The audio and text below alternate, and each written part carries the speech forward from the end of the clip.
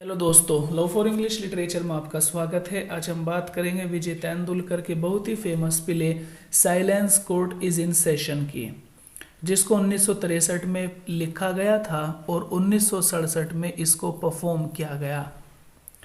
इस प्ले की सेटिंग रखी गई है कोर्ट में, एक अदालत में, और ये प्ले के अंदर दूसरा प्ले है, यानी प्ले विद इन प्ले है। ठीक है, एक प्ले वो है जिसको हम पढ़ेंगे और उस प्ले के अंदर भी एक प्ले है। ये ग्रुप है एक स्कूल का, और ये स्कूल मुंबई के किसी गांव में अमेरिका में जो परमाणु बम बनाए जा रहे हैं राष्ट्रपति जॉनसन की देखरेख में, उसके ऊपर एक प्ले का आयोजन करने के लिए वहां पर पहुंचे हुए हैं। इनके पास समय बहुत ज़्यादा है, तो समय काटने के लिए, टाइम पास करने के लिए ये एक दूसरे खेल का आयोजन करते हैं और यहीं से प्ले विद इन प्ले शुरू हो जाता है। तो ये लोग चुनते हैं एक अदालत को, ठीक है, अपने खेल के रूप में ये एक कोर्ट को चुन लेते हैं और कोर्ट के अंदर जो कैरेक्टर्स होते हैं वो ये आपस में सेलेक्ट कर लेते हैं। काशीकर जज बन जाता है, सुखात में वकील बन जाता है, पोंक्षे, रोकड़े और सामंत ये इस तरह के लोग वकील बन जाते हैं। अब बात आती है कि मुजरिम किसको ठहराना है, तो मुजरिम के रूप में ये लोग मिस लीला बिनेर को चुन लेते हैं। और यहाँ सुनवाई का जो टॉपिक ये लोग सेलेक्ट करते हैं, टॉपिक करते हैं बाल हत्या, यानी एक ऐसे टॉपिक, एक ऐसे मुद्दे पर मिस बिनेर को मुजरिम ठहराया जाता है कि उसने अपने गर्भ में बच्चे को मार डाला। ठीक है, कोर्ट में सुनवाई चलती है। दूसरी ओर जो कोर्ट का पूरा एक एनवायरनमेंट है वो भी बिल्कुल अलग ही आपको देखने को मिलेगा।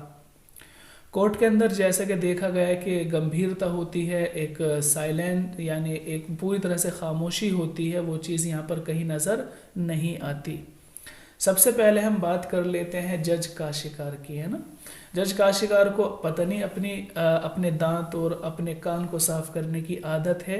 वो पूरी सुनवाई के दौरान जहां इस मुद्दे को गंभीर मानते हैं, वहीं वो इस मुद्दे में पूरे समय में जब तक कार्रवाई चलती है कभी अपने दांतों को साफ करते हैं, कभी अपने कान को साफ करते हैं। और बीच बीच में जो जज की वाइफ है मिस काशिकार, वो भी अंदर से चीखती रहती है और चिल्लाती रहती है। तो इस कार्रवाई को रोककर कई बार काशिकार को अपने घर के अंदर वाइफ को शांत करने के लिए भी जाना पड़ता है। और कई बार इस सेशन को इसलिए रोक दिया जाता है क्योंकि इन लोगों को थूकना है। सेशन को बीच में रोका जाता है ताकि सब लोग थूक सकें, जिसको बीड़ी पीनी है वो बीड़ी पी सके। एक बार तो मिस बिनेयर, चूँकि वो स्कूल टीचर हैं, एक काफ़ी डिसिप्लिन में रहने वाली हैं, उन्होंने इस बात से इरिटेट होते हुए ये कहा कि मुझे ये समझ में नहीं आ रहा है कि इस कोर्ट में केस की सुनवाई हो रही है या बीड़ी सिगरेट का एक कंपटीशन चल रहा है। ठीक है, इस तरह की और एक्टिविटी भी आपको देखने को मिलेंगी। सबसे पहले जो सुखात में है वो एक वकील के रूप में जो है यहाँ पर एक वकील बना हुआ है और उसको दोषी ठहराना है मिस बिनेयर को। तो सुखात में पूरे समय में सिगरेट पीता रहता है, वो बीड़ी पीता है, सिगरेट पीता है। और जब सुखात में से कहा जाता है कि वो अपने कुछ गवाहों को पेश करे, वो जो कह रहा है दरअसल मसला ये था, सुखात में कहता है कि मिस बिनेयर इस बात की मुजरिम है कि सबसे पहले तो वो अभी अनमैरिड हैं, अभी उन्होंने शादी नहीं की है और उन्होंने शादी से पहले ही प्रोफेसर डेम्पल के साथ में फिजिकल रिलेशन बनाए हैं। पहली प्रॉब्लम तो ये है कि उन्होंने एक अनमैरिड पर्सन से सेक्स किया है, उस चीज़ के लिए वो मुजरिम ठहराई जाती हैं। दूसरा, उन पर जुर्म ये है कि उन्होंने अपने पेट में प्रोफेसर डैम्पले के बच्चे को पाला हुआ है, ये उससे बड़ा जुर्म था। तो इन दोनों जुर्म की सज़ा जो है मिस लीला बिनेयर को सुनाई जाती है और इसी के बारे में तहकीक चल रही है, इसी के बारे में इन लोगों की सुनवाई चल रही है। प्रोफेसर डैम्पले वो एक शादीशुदा टीचर रहे हैं और इनसे, प्रोफेसर डैम्पले से मिस लीला बिनेयर के नाजायज़ ताल्लुकात थे। सुखात में अपनी बात को साबित करने के लिए वहां पर 4 गवाह पेश कर देता है। सबसे पहले बारी आती है पोंक्षे गवाह की। पोंक्षे गवाह बना हुआ है, फिलहाल वो इंटरमीडिएट यानी इंटर में तो फेल हो गया था, लेकिन फिर भी किसी ना किसी तरीके से वो एक साइंटिस्ट बन गया था। वो मिस बिनेयर पर यह आरोप लगाता है कि मिस बिनेयर गैर मर्दों के पीछे बहुत ज़्यादा उनको फॉलो करती हैं और उनको अपनी तरफ अट्रैक्ट करने की कोशिश करती हैं। तो पोंक्षे का ये आपने सुन लिया है, क्या कहता है? वो कहता है कि मिस बिनेयर गैर मर्दों के साथ में नाजायज़ ताल्लुकात बनाती हैं और वो उनको पूरी तरह से अट्रैक्ट करने की कोशिश करती हैं। सामंत यहाँ पर दूसरा गवाह है। सामंत कहता है कि उसने एक बार मिस बिनेयर को प्रोफेसर डैम्पले के घर में देखा था। वो वहाँ से गुजर कर जा रहा था और उसने बहुत आहिस्ता आवाज़ आते हुए कमरे से सुनी थी और उस आवाज़ में मिस लीला बिनेयर कह रही थी कि वो प्रोफेसर के साथ में ही आत्महत्या कर लेगी, क्योंकि वो इस पाप को जो प्रोफेसर ने उसको दिया है वो उस गुनाह के साथ में ज़्यादा दिन तक नहीं जी सकती। ठीक है, तो उसने इस आवाज़ को सुना था और उसने ये भी कहा सामंत ने कि मिस लीला बिनेयर अपने साथ में जहरीली दवाइयाँ रखती हैं, अगर उसको टॉर्चर किया तो वो उन दवाइयों को भी निगल लेगी। ये बात हम देखते भी हैं कि कोर्ट में जब उसके ऊपर बहुत ज़्यादा उसको टॉर्चर किया जाता है तो मिस लीला बिनेयर कुछ जहरीली दवाइयों को निगल जाती हैं, जिससे कार्निक उससे उन गोलियों को छीन लेता है। ये सब सुनवाई चलती रहती है और जब पूरा मुकदमा वहाँ पर हो जाता है, हाँ एक वकील है, एक गवाह रह गया है, मिस्टर रोकड़े। रोकड़े को जब गवाही देने के लिए बुलाया जाता है तो कायदा ये होता है कि अगर मुस्लिम है तो कुरान की कसम दी जाती है और अगर हिंदू है तो उसको गीता या इस तरह की जो धार्मिक किताबें हैं उनकी कसम सच बोलने के लिए दी जाती है। लेकिन रोकड़े जब वहाँ पर आता है तो उसको गीता नहीं दी जाती, बल्कि वो मांग करता है ऑक्सफोर्ड डिक्शनरी की। ठीक है, तो रोकड़े के सामने जो कसम खाने के लिए ऑक्सफोर्ड डिक्शनरी को लाया जाता है। यहाँ पर उस पर यह भी इल्ज़ाम लगाया जाता है कि मिस लीला बिनेयर गैर मर्दों के साथ में टाइम पास करती है, उनके साथ में फ्लर्ट करती है और उनके साथ में रात गुजारती है।